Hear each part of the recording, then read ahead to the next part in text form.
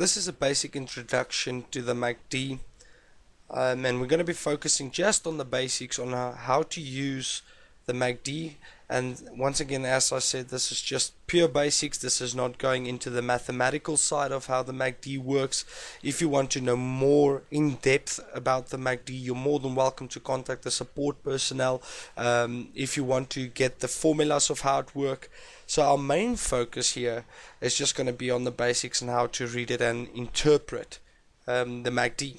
So what you need to do is, as soon as you have your chart open, I've got, for instance, the example of Bright currently in front of me, and what we're going to be doing is we click on indicators and we click on the MACD. Also note that the MACD stands for a moving average, convergence or divergence. Now as you clicked on the MACD, you'll notice you get this configuration block.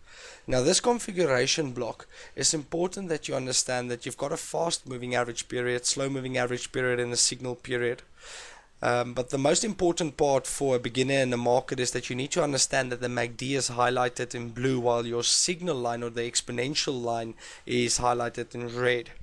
Now this is going to be a slow MACD, meaning that it's focusing on a longer period of time. You can use a much quicker MACD, but as I said, we're just focusing on the basic structure of the MACD in this webinar.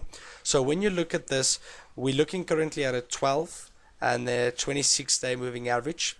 The difference between them is going to give me the MACD line, and then you use a 9-day exponential moving average on top of that moving average. So what we're actually talking about is a moving average on top of a moving average.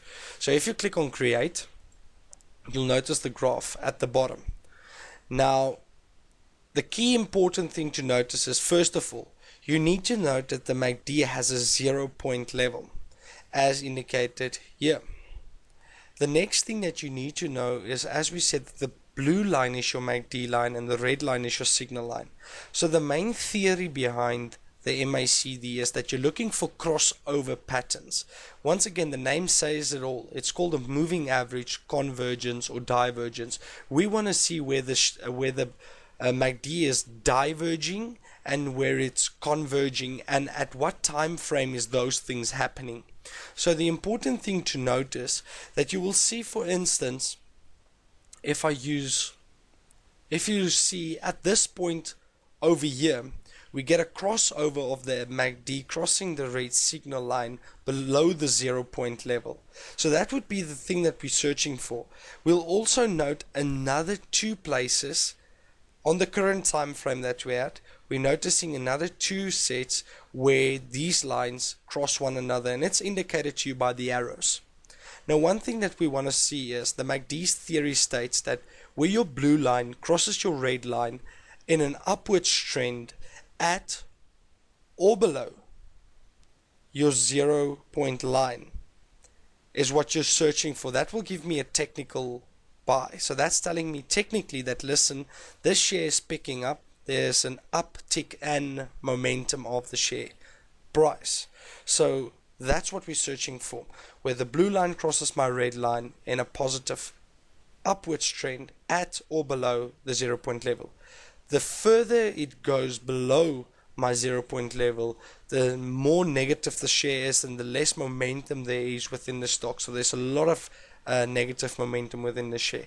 Then you're looking for that crossover of the two lines, and as it moves up, that will give me the good strong technical indication of, listen, the share price is picking up. So by focusing on this example as indicated here, you'll notice that as the MACD's momentum picks up, there's also an increase in the share price. So this level here corresponds with this level over here as indicated on the chart and on the MACD.